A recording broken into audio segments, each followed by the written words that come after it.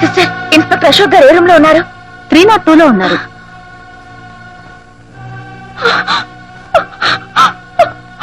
Sir, CI గారు ఏం జరిగిందండి?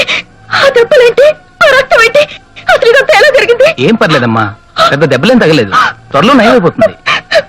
చెప్పండి డాక్టర్, ఆయనకి ఏమైనా అయితే నేను భరించలేను. ఆయనకేం కాలేదని చెప్తున్నా కదమ్మా, ఇంకో 2 రోజులు నీ భర్తని ఇంటికి పంపిస్తాను. యూ డోంట్ వరీ, ఏం పర్లేదు. వస్తాను సార్. ఓకే, డోంట్ వరీ మా, అశోక్ ఏమీ కాలేదు. ఏం కాకూడదు సార్. ఒకవేళ ఏమన్నా అయితే నేను నా కూతురు చచ్చిపోతాం. అంతకన్నా మాకు వేరే గత్యంతరం లేదు. ఆయన అనాథే, నేను అనాథనే, మాకెవ్వరూ లేరు. కాదమ్మా, మా డిపార్ట్మెంట్ అంతా నీకు అండగా ఉంటుంది. ఏముంటుంది సార్?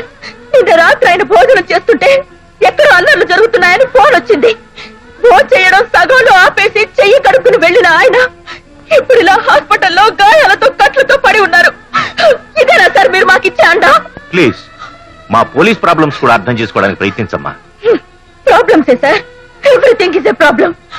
పెళ్ళాం పిల్లల కంటే డ్యూటీ ఎక్కువని భావించే ఆయనకి ఆయన్ని నమ్ముకుని బ్రతుకుతున్న మాకు ప్రాబ్లమే సార్.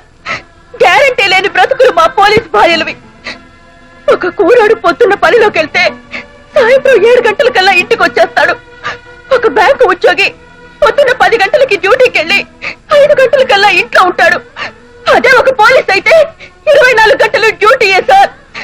ఇంట్లోంచి బయటికి వెళ్ళిన భర్త గుమ్మంలోకి వచ్చే వరకు మాకు టెన్షనే కాదు సార్. నువ్వు చెప్పిందంతా కరెక్టేనమ్మా, కాదన్ను.